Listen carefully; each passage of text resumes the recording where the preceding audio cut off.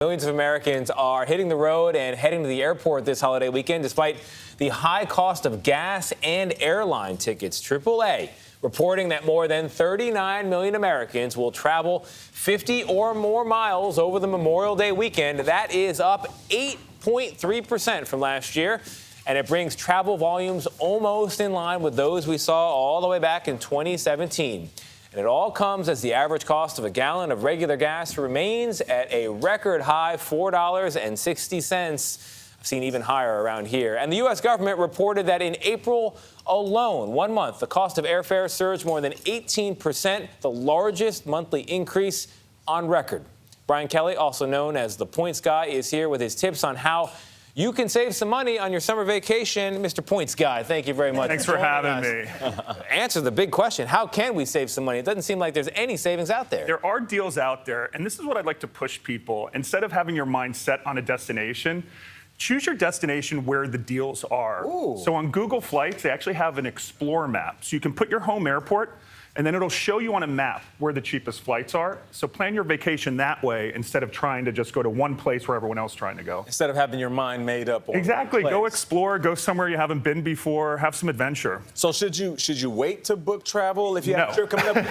Book it right now. Book now. We've seen airfare increase, March to April was the biggest 1 month increase. It's been up over 50% since January, and demand just keeps going up and up. So on Google Flights, there's also a tab that'll say if the flight price is average or below average. I would say if the fare is decent and you're comfortable with it, book it now, because we see all the indicators are more people traveling. Gotcha. And the biggest thing to increase demand will be when the U.S. government drops that COVID test to come back internationally. Yeah. Americans still have to get tested 1 day prior. By the way, if you're going abroad, never get tested abroad. You can bring $25. Why never get tested Because abroad? you can bring your own proctored Binax Now test for $25. You pack it in your suitcase, and then you do it from your hotel room. You swab yourself. They watch you on a video, and you get the results in 15 minutes. So don't waste money going to really expensive clinics. And risk it. Exactly. So is that the thing you think? Because it says if there's one thing you're going to pack if you go internationally. Yep. Is that what you think? Binax Now. And also, as an added tip, get global entry. Global entry. Oh, that's huge- great. I swear by that. That's key. It also gets you TSA pre-check because the TSA is short-staffed, immigration by is that, short-staffed, so avoid all those lines. It'll be the best $100. I like global entry and I like Clear, but Clear is not everywhere just yet. Right. I think Clear is All right. fantastic. You also say you shouldn't stay in a hotel. That Well, surprises not me. necessarily shouldn't stay in a hotel. You should just understand a lot of, hotel prices are through the roof and services are down. You may not even get housekeeping, room service. So take a look and understand what you're getting, because that's why so many people, especially families now, are booking home rentals, because if you're not going to get the daily housekeeping anyway, why not get more space and potentially in a better location? I know. I was at a hotel recently and they didn't have room service and it was very upsetting. That's one of the main things I like in a Me too, hotel. But you know what's even better is Uber Eats.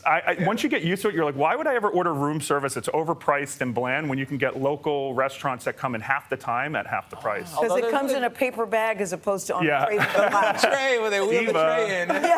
Gayle likes that service. Yes, I do. Okay. I do. Five-star yes, could service you set for it up over there? Yes. Yeah, and then you just throw it in the hallway. You can't do that with the takeout bag. All right, if you're traveling with kids, any tips on making that a little bit less stressful? So book in advance and assign seats at booking, even if you have to pay a little bit extra, because what's happening is airlines change the flight times and they may change your plane, and your seats may be scattered all over the plane. So well before your trip today, check your itineraries, make sure your family's still together.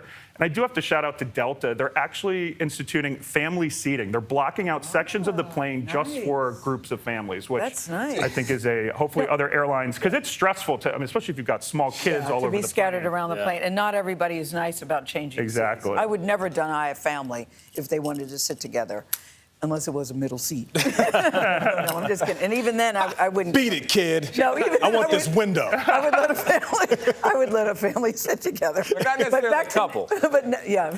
Exactly. But back to Nate's question about, where you should go to get the best deals. Yeah. You said you should Google first and see what are the best deals right now. What is that? I'm still big internationally. Canada, there's cheap flights to Toronto, and they've really relaxed their COVID restrictions.